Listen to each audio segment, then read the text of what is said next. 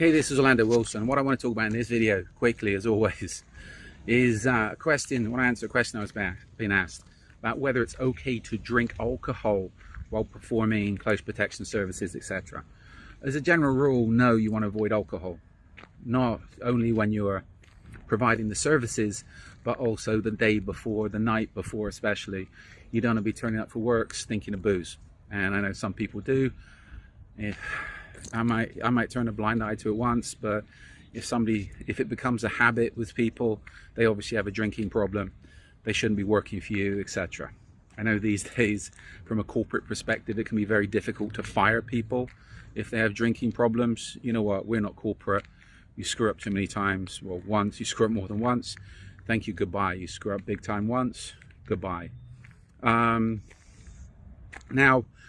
what I have issues, and this is where sometimes drinking alcohol helps you to blend in.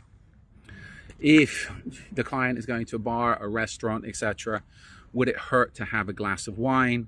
Would it hurt to have a beer with the client just to blend in? You know what, if my guy's done that, and I know they do that, I don't particularly have a problem. If somebody goes out and has a glass of wine or two, as long as they're not driving, I don't see an issue. The other thing you need to take into consideration are the laws on firearms. Can they drink, and are they allowed to have any alcohol around them when they're carrying firearms, using firearms, etc. So again, if in some situations, in some cultures, it can be difficult to refuse alcohol. Saying you're carrying a firearm or you have to drive, to me, is a good excuse.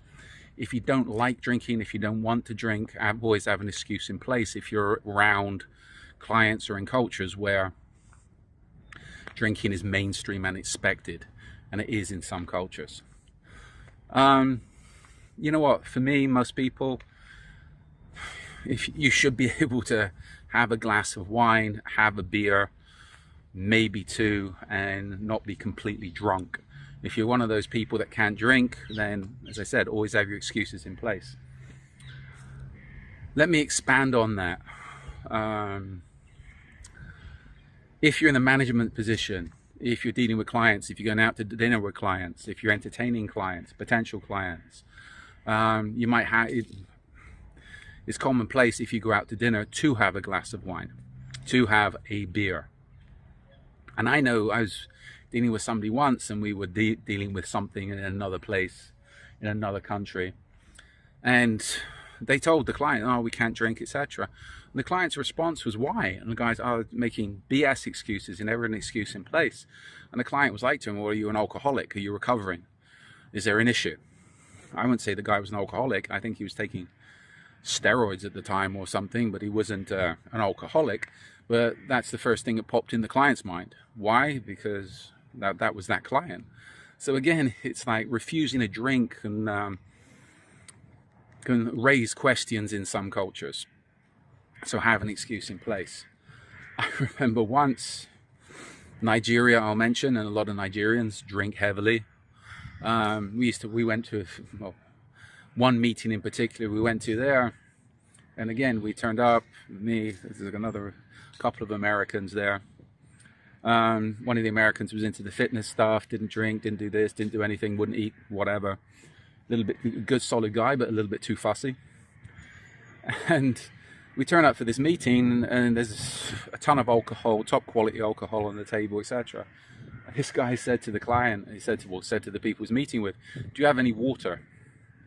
And again, the Africans are looking at him, the Nigerians are looking at him like, do you really want to drink? You've got top quality alcohol on the table, beer, etc., and you want to drink water. You really want to drink the water in Nigeria. I think they sorted him out something, but that raised a few eyebrows. So again, if you're trying to assimilate with other cultures or deal with other cultures, sometimes you have to lean towards their way of doing things. From the investigation perspective, if you're doing, let's say, undercover work, surveillance work, etc., if you're following people into bars and restaurants, it helps to have a beer, it helps to have a glass of wine, it helps to have a drink. Now, I remember doing something years ago, and the guys I tasked to do something, this was training, when I was in Miami, and I used to send people into one of the bars in a little bit of a sketchy area. And these two guys walked in, or this one guy in particular walked in, and this was a little bit of a sketchy bar. And I said to him, as he walked in, I was outside watching what was going on. As he walked in, a couple of guys walked out straight away. And I said to him, what did you have to drink in that bar? And he said, a Diet Coke.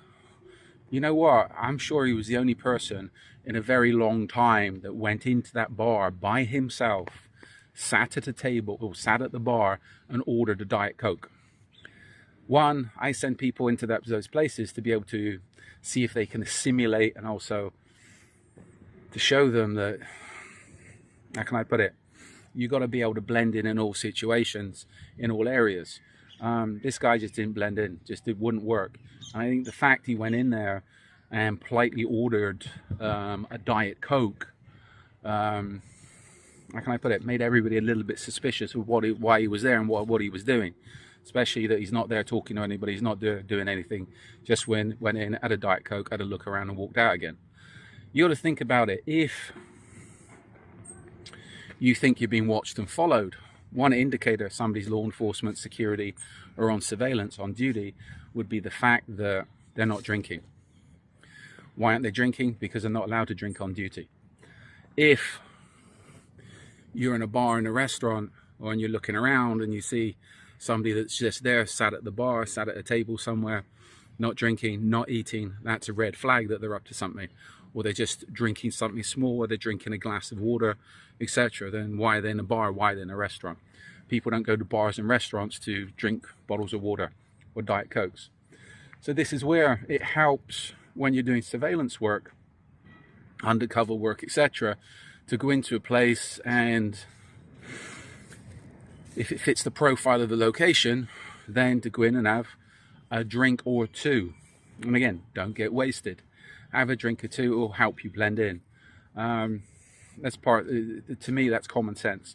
These people that are anti-alcohol, oh, we wouldn't do this, we wouldn't do that, we wouldn't do whatever. You know what, then most of the time you're no good for surveillance work. You're very limited for surveillance work. And if you're one of these people that have a glass of wine and go crazy, a glass of wine or two and get drunk, then again, you're very limited on your limited on what you can do. But that's just my perspective. General rule: if having a glass of wine, a beer or two helps you blend in with a culture, helps you blend in with the environment, no worries. Just don't go getting wasted. And again, you always have to ensure you know the laws on the amount of alcohol you can drink if you're driving, and also the laws on if you can actually touch alcohol if you are carrying firearms. And if you don't want to drink, if you don't like to drink, then have excuses in place if you're going to be dealing with people where drinking is part of the culture. So just a little bit of my perspective, and all perspectives are different.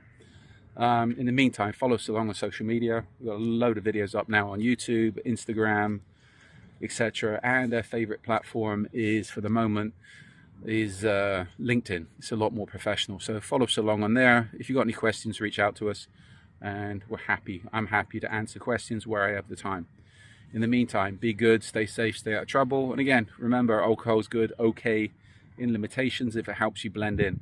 If you don't need it, don't touch it. But if it helps you blend in, again, don't drink too much, don't go getting wasted, be professional. And if you know you can't have more than one drink without getting drunk, then have good excuses in place of why you shouldn't be drinking.